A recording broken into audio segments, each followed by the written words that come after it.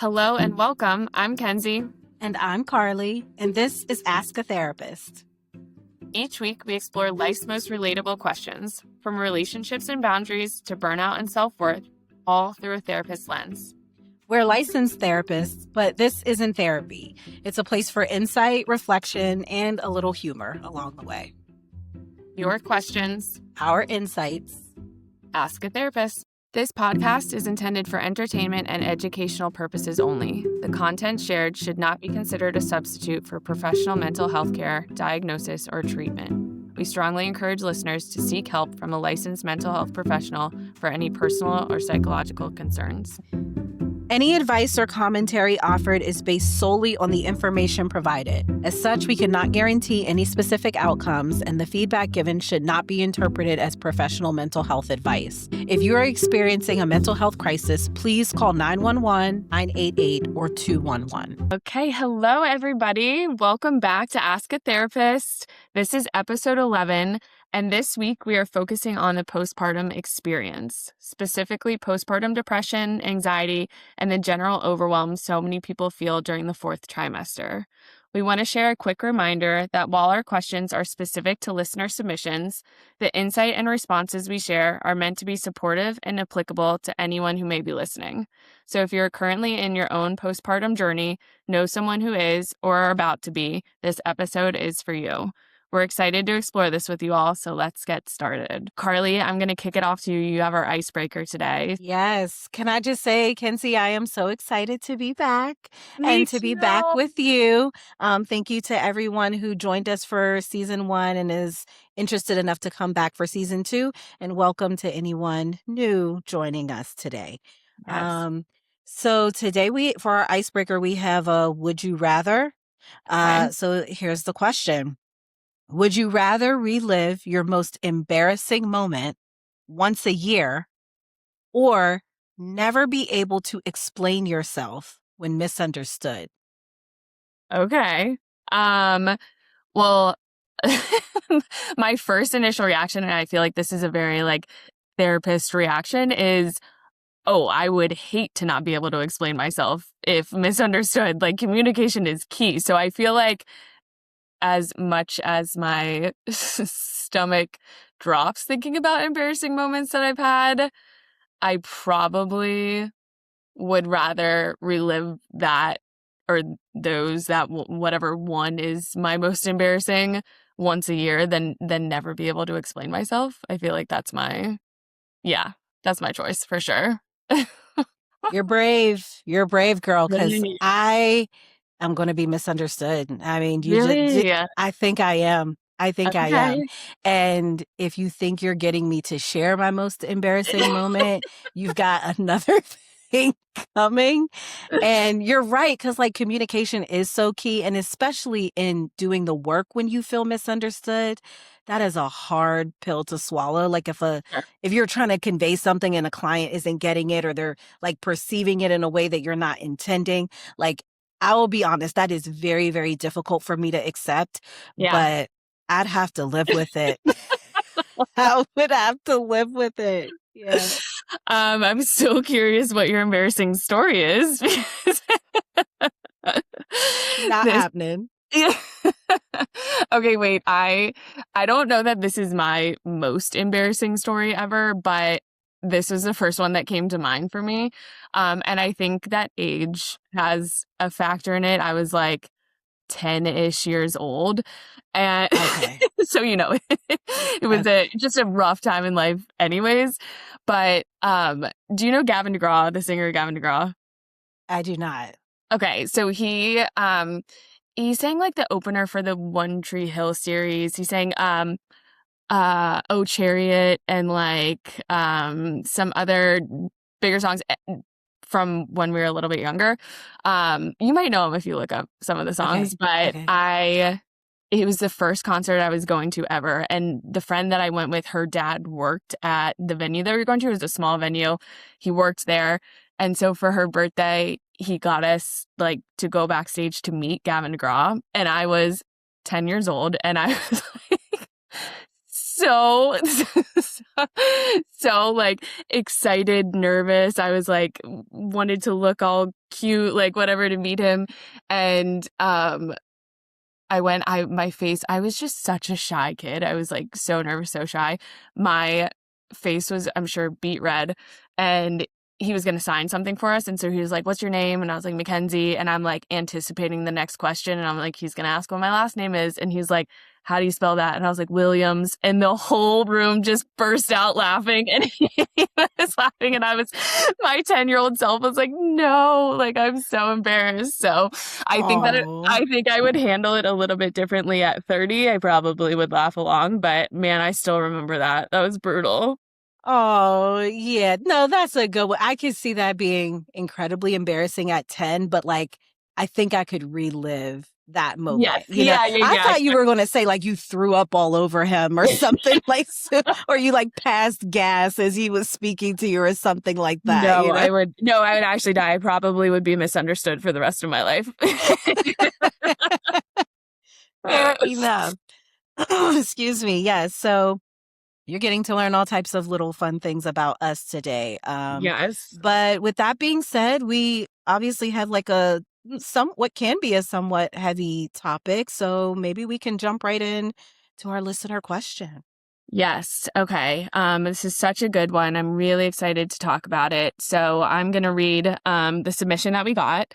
And this listener said, "Hi, Kenzie and Carli. I'm writing in because I've been struggling in a way I didn't fully expect since becoming a mom.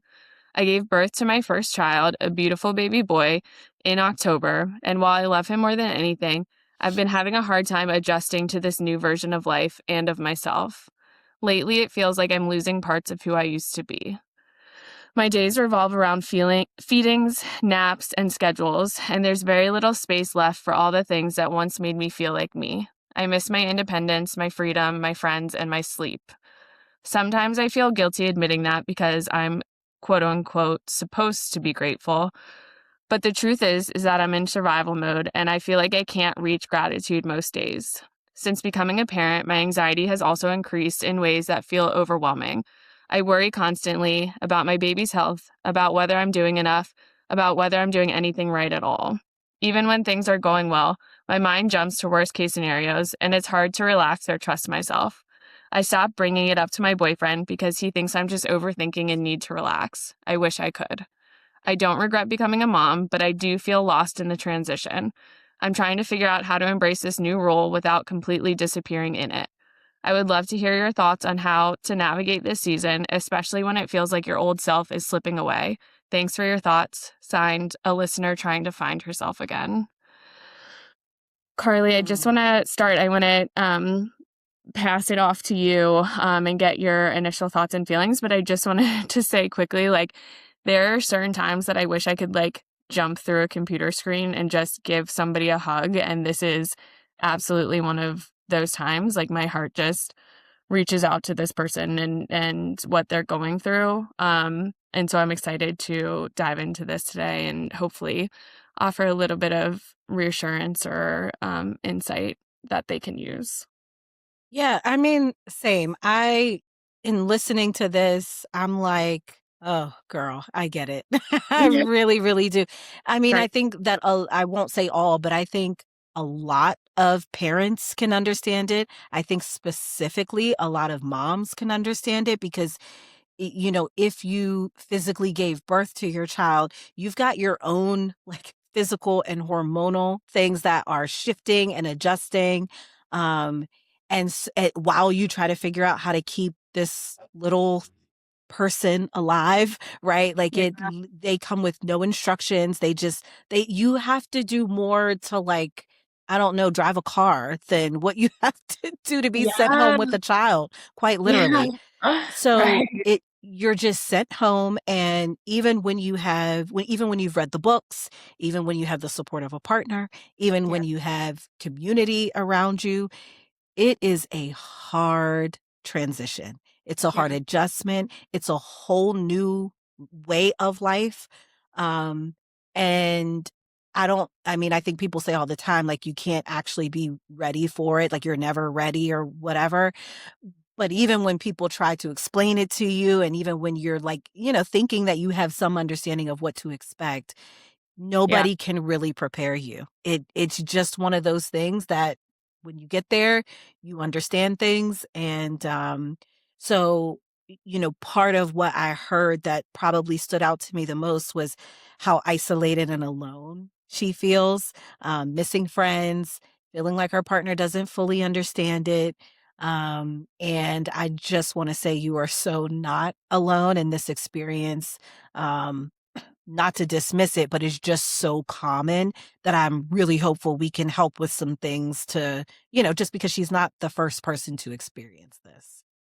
Yeah, Carly, I'm so happy that you said that because that is one of the first things that jumped out to me as well. And this question is just feeling almost the intensity of the overwhelm and the isolation that was happening.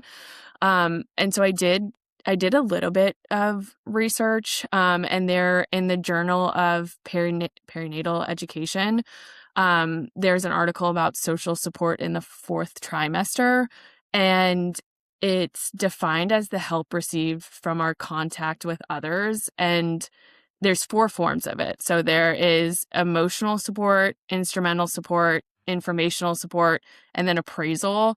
So emotional is just like Mm. caring, trust, empathy that you can receive. Instrumental is concrete help and service. Information is advice, suggestions, information. And then appraisal is information that's useful for self-evaluation. And the lack of social support means that people would be 5 times more likely to experience postpartum symptoms like depression and anxiety. And so, when you look at that, when you see that, I think that it just reinforces this idea of like, if you have people in your life that you can turn to, that you can ask for help, that you can just say, like, this is so much, this is so overwhelming. If you know other moms that you can reach out to and just say, this is feeling like so much, that's so important to do. Yeah, I appreciate the breakdown of that. That was very helpful. It was also one of my suggestions is connecting specifically with other moms, and Yeah. preferably other moms who have children either of a similar age or a little bit older. Yeah. So if they maybe have also a new mom, or an experienced mom with a child, maybe in the like 6 months to a year range. I think one of the great benefits of that is like kind of knowing what's to come just a little bit. Yeah. Everybody, every baby is different and whatnot, but someone who's like been in the stage that you're in and can empathize and relate, I think can be incredibly helpful. Yeah. I do know there are like, mommy support groups and mommy and me groups where you can go and like take your kid to do some activities, but really it's just a chance for moms to like get out of the house and connect with other people who understand the struggle. So I think social support is so important. Uh-huh. I am also going to give the boyfriend the benefit of the doubt. So, listener, you can let us know if this is unwarranted. But I think number one, it can be a very difficult thing to relate to if you're not Yeah. experiencing it. Yeah. And the pulls and the demands on your partner are different, just Uh-huh. inherently. And so there may be times where maybe he's feeling like she's tripping, like Yeah. she is Yeah. so Sure. overreacting. I can vividly remember a moment that I had. My daughter, she's 12 now, so, much older. She may have been all of 4 weeks at the time. It was my first time being away from her probably for Mm. um more than an hour. I literally just went to dinner. My aunt came in town, she kept the baby. Me and my Yeah. husband got to go to dinner. We're like, "Okay, this is going to be great." I cried at Oh, dinner. And yeah. he's looking at me like, "What the hell is wrong with you?" And I remember saying, "I just she just cries and sleeps and eats, and I don't know if she's happy." And and like, what do babies do at that stage? They cry, they eat, they sleep. Like, Right. that's what Right. they do. How am I supposed to know if she's happy? I don't even think the child is capable of smiling yet. You know what I Yeah. mean? Like, Yeah. Yeah. she's still here. That we're at that stage, that's like the measure of doing a good job. And I Right. remember him trying to be so empathetic. Like he was kind of like, okay, like it's gonna, but I know in his mind, he's like, Yeah. not sure if she's happy. Like, what are we talking about here? Yeah. So I'm just sharing that to say, even in wanting to be as supportive as possible, even in like maybe trying to get you a night out so that you may find that like you're not even able to enjoy that in the way that you used to, or Yeah. it's still hard to like feel understood in that. And some of that is just inherent in the role that you play and how that differs from your partners. So, Yeah, yeah. absolutely. And I do think that there is like an importance in a little bit of balancing out, right? If somebody's like, "Hey, it's okay, it's gonna be okay," like sometimes you just can't believe it in that moment, or it doesn't, or it feels a little bit invalidating. But there also might be some usefulness in somebody kind of saying like, "It's not all gonna go as it's or it's not as scary as your mind is making it right now." And something that I was thinking about with this listener question was like, she had this baby in October. And so the same thing with your story, you were 4 weeks postpartum. This listener is so newly postpartum. And when they sent in the question, they were, it was even longer ago. And so there are so many changes happening, so many hormonal fluctuations, like so much like lack of sleep, so many factors that are going into the heightened emotions. There is so much understanding of why things would feel scary and hard and difficult, especially in this period. And just to like backtrack a little bit when we were talking about like leaning on people, especially moms who might understand or who have kids around similar ages. I do not have kids, and so I did reach out to some of my friends who are recent moms, and it was just kind of like, "Hey, what advice do you have around this?" And every single person responded with like, I feel this so wholeheartedly. Like, did I write this? I wish I could give this person a hug. I feel this so deeply. There was so much empathy and understanding. And so I think that that is just important to note too, is that like, yeah, you absolutely are not alone in these feelings. It sounds like the majority of people have been there, have gone through it. And one of the most common things that I did get from people too, from my friends that have been through this was like, it does get better. Like there is, you get used to it. You start to know your baby a little bit more. You start to feel like yourself again. Like you're in the trenches right now, but it does get better. Yes, I understand how hard that can be to believe. Right. Um, and I don't, I want to be honest, the challenges change, but Mhm. these challenges won't be the challenges forever. Yeah. Sleep deprivation is very real. Like, Right. I mean, just the ability to regulate your emotions, to think clearly through problems, to be able Right. to actually assess what a real threat is versus like an imagined threat, Yeah. all of that is compromised with sleep deprivation alone. And that's just one Yeah. piece. We're not even talking Right. about the dip in hormones, right?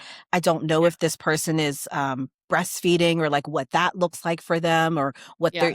what their bond with their baby is at this stage. Yeah. Um, and so, yes, 100%, it does get better. It does get a little bit easier. The challenges change and they shift. But this is a time where I think the description of being in survival mode is a fair one. Like that is a very accurate statement. Even the increased anxiety, I want to touch on that for just a moment, Yep. because that is actually something biologically that happens on purpose. Okay. Uh-huh. Uh-huh. So that is your body actually doing what it's supposed to do. You Uh-huh. may find things like you're not able to sleep as well. Even when you do sleep, you may sleep like lighter than you used to.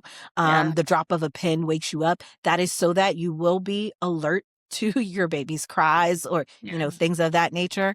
Um, your partner may still be able to sleep like a rock. I don't know, but that confused the hell out of me because this baby is in the room with both of us.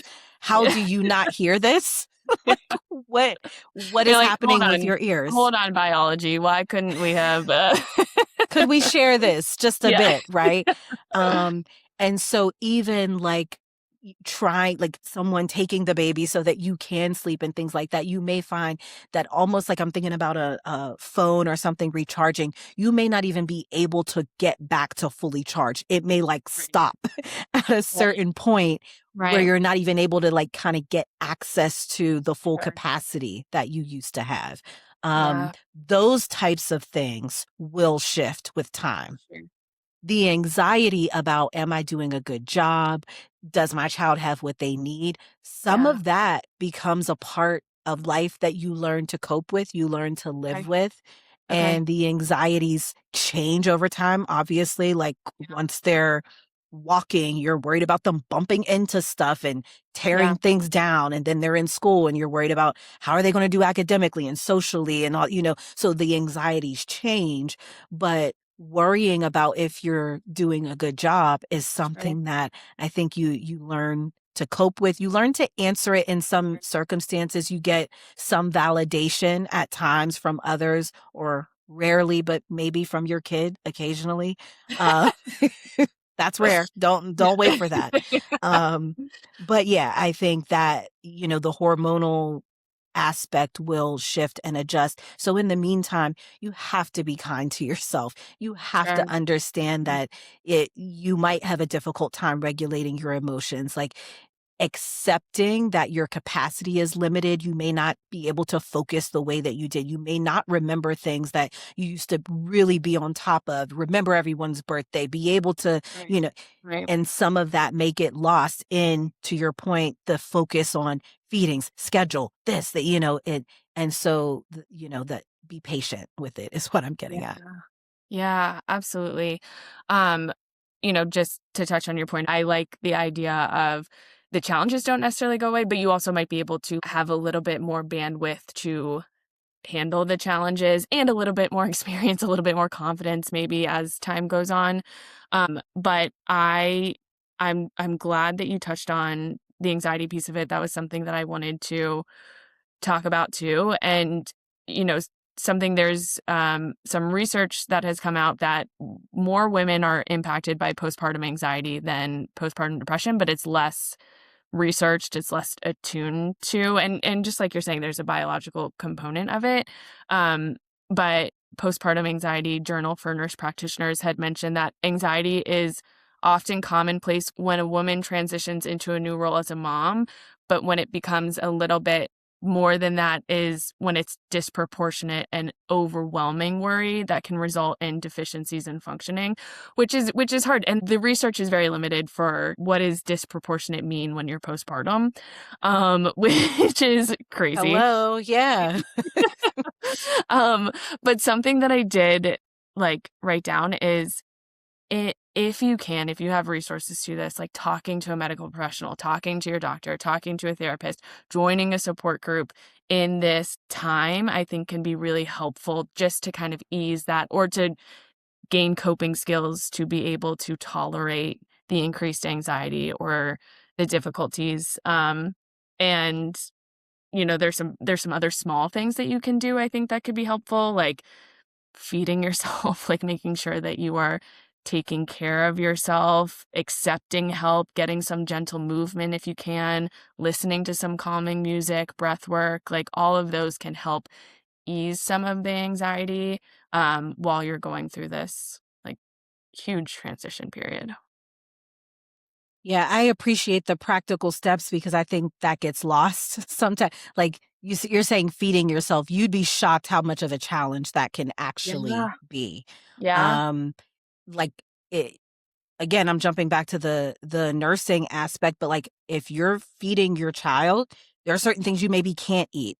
I thought that maybe my daughter had a dairy allergy, and so then Yeah. you like it totally changes your what you're able to eat, and Yeah. so yes, very practical, simple steps. Surprise, surprise, therapist telling you to see a therapist. That of course. Um, But honestly, that's what we're here for. One of Yeah. the things that we focus on is life stage transitions. This is a transition that you're experiencing. Right. And so even if it's just for a designated time, it doesn't have to be forever, but Mhm. you may benefit from just having someone that you can check in with on a regular basis. To Kenzie's point, gain some coping skills, talk Mhm. through, and I mean, vent about some of the Mhm. difficulties and the frustrations. Especially, today we offer a lot of virtual therapy. You can bring your baby with you, Mhm. nurse Yeah. while you're. I've had plenty of Yeah. clients do that, and so there are a lot of professionals who will work with you on that and Yeah. can just offer that like added support so that you're not feeling so isolated and like you have to carry this on your own. Yeah, absolutely. Um, Something else, I was talking to some friends about this and they gave some really good advice. So huge shout out to all of them too. But some things that they had mentioned were like getting out of the house, leaning on others, especially other moms, doing something for yourself. So even like they said, even with the mom guilt, it's still so important. Um, and they said your baby will not remember you leaving the house for an hour. And then they said talking to somebody, remembering that it would get easier, trying to create some sort of like schedule to help regulate yourself can be helpful. So those were all some additional tips that I got from other moms who have gone through it or going through it. Um, yeah, who are more than willing to offer some help because they understand. Yeah, thank you to those who shared and just said, I can relate. Um, and I like that. I just want to point out something in there. Like a lot of those suggestions, I think are also aimed at giving the new mom just like access to pieces of herself that she may feel that she lost. Yeah. Because it is a huge change. I remember Yeah. thinking like literally, what did I think about prior to like I feel like my thoughts are just consumed with Yeah. keeping this person alive. So like Sure. just getting access to pieces of who you used to be. I think Yeah. that phrase of like I feel like I'm losing myself or I'm lost in motherhood is just a very common one. Yeah. And I think what you have to aim for is to slowly integrate elements of who you were into this new life. Yeah. And some of the suggestions from the other moms, I think, are great ways to do that. Yeah. Things that you used to enjoy might feel a little different, but things like music, Yeah. if there's music that you really enjoyed, like listening to that, even while you're caring for your baby. Yeah, like Yeah. maybe they're listening to, I'm a millennial, so like maybe they're listening to a little like Jay-Z or Beyonce and stuff, like you're doing what you got to do while clean up or while you Totally. nurse or whatever, just Yeah. finding small ways to bring pieces of who you were and what you enjoyed in. And over time, you learn to kind of like integrate those two. You find more of a balance between, yes, I'm a mom and I'm also, these other things. Yeah. What the listener did not mention is if they're working or going back to work, preparing to go back to work, Sure. there can be, sometimes you plan for one thing and then you feel Uh-huh. differently afterwards, but that can be a way of like getting little pieces of who you were, especially if you Sure. were in a field that you feel good and passionate about. Then like maybe being able to incorporate pieces of that back into your life help to bring a little bit of that normalcy back. So it is going to be different, but you can keep pieces of yourself in that way. I really like that, and I like that you brought that up. And what would you say to people who are going through this transition and then going through the transition of going back to work? Like, what are some things? Because I think that there can be so many mixed feelings around that. There can be some excitement and there can be some dread. What are your thoughts around that transition after having a baby? It's a good question. I think one of my first thoughts actually comes before we get there, which is don't write your plans in pen. Write them in Yeah. pencil. Yeah. Um, because I've just encountered way too many times someone who thought, you know, I am absolutely going back to work. I am not a stay-at-home mom type. Like Yeah. I need to get back to work, even if they wanted, time to adjust, the plan is like, I'm definitely coming back to my career. And I've seen that change drastically. Uh-huh. Sometimes for reasons that are outside of your control. You don't know what kind of baby you're going to get. I mean, of Uh-huh. course, we're all hoping for healthy children, but like sometimes circumstances require that you make adjustments. Sure. Vice versa. I've seen the opposite where I think I just want to like, I really just want time. I want to spend a year at home or I want to spend 6 months at home and you're like a month in and you're like, hell no, I can't do this. I Sure. need Sure. to, be outside the house or, Yeah. I thought it was going to feel one way and it feels very different from that. Sure. And so to have some flexibility, if you do have a partner who you're able to kind of like collaborate with, these are conversations I would be having early and often. Yeah. Um, and particularly in this economy, to try to have some sort of financial plan that has Mm. some element of flexibility. I Right. know that's much easier said than done. Right. But being open to you got to kind of see how you settle into it, and then oftentimes you're able to like better gauge what your capacity is, what feels right for you, what feels right for your baby, what makes sense for your family financially. So these Uh-huh. are absolutely like they're nuanced and like heavy conversations, Right. but I say leave some room to change your mind. Right. Right. That I'm kind of secretly maybe hoping that somebody will submit a question around this coming up for another season or at a different point in our journey of this, just because that was one of the questions that I was thinking for a follow-up of like some people don't have the choice. Like they might have this idea of, okay, I'm going to feel this certain way, they feel a different way, and then but there's not really that option to change their mind. And Yes. so I think that there's just so much to that. There's so much more I'm sure that we could go into with that, and we maybe can touch on it at another point. But I think that similarly, like if anybody is going through that, reaching out to people who have also been through it, because there's so much that comes up with those transitions and just the weight of your thoughts and your feelings around all of that. Um, something Yeah. this is just one of the parts that I had written down that we hadn't touched on yet. I just wanted to highlight that this person said, like, quote unquote, I'm supposed to be grateful. Yep. Um, and I just wanted to validate that, like, two feelings can be true at once. Like, you can be grateful and resentful at how hard this process is, and like you can love your baby and hate having to lose your sleep and losing these parts of yourself. So that does not make you a bad mom. You are not supposed to be anything. Like, you are living through this experience. You are doing the best that you can. And I think that supposed to feeling is just an added layer of guilt that, like, do your best to try to shed yourself of. You are making it through. You are showing up every day as the best version of yourself that you can in this moment. And there's no wrong experience of feelings in this process. Yeah, I'm so glad you touched on that because I had a little note about that as well. I think it's a common thing. It's part of what it lends to the isolation is feeling like you can't really say, Right. this is hard or even I don't like this. Yeah. Like I've Yeah. seen people get chewed up online for Mhm. saying, love my child, don't love being a mom. Yeah. Like it's not Yeah. a lot of fun. There's some moments Right. that are not fun. Yeah. And there's sometimes this expectation, especially when people have different circumstances, depending on what those are. They think they know, how you should feel. And some people have the nerve to tell you. And, to your point, Kenzie, two things can be true.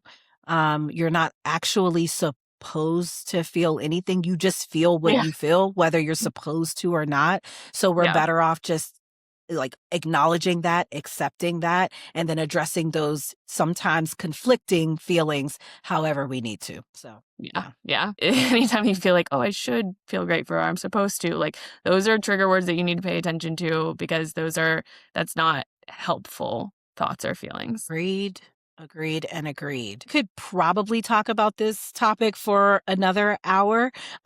We are we are going to come to a close. Kenzie, anything we didn't Yes. cover that you want to make sure we share today?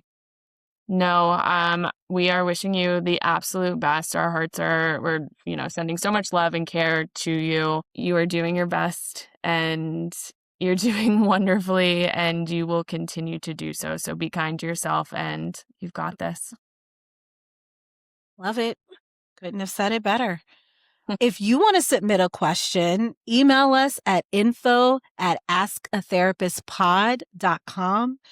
We also welcome your feedback on the topic that we discussed today. Tell us what resonated. Tell us what didn't. We'll take that as well. Tell us what we missed. And if you have advice for our listener, like some of the great, moms that shared with Kenzie, please share. You might hear your feedback on a future episode. So you can email or DM us. Both are welcome. If you're interested in learning more about the services that Kenzie and I provide or connecting with us directly, check the caption for how to reach out to us. And remember, don't wing it. Just ask a therapist. That's it for today's episode. We hope it gave you something to reflect on, or maybe even that aha moment.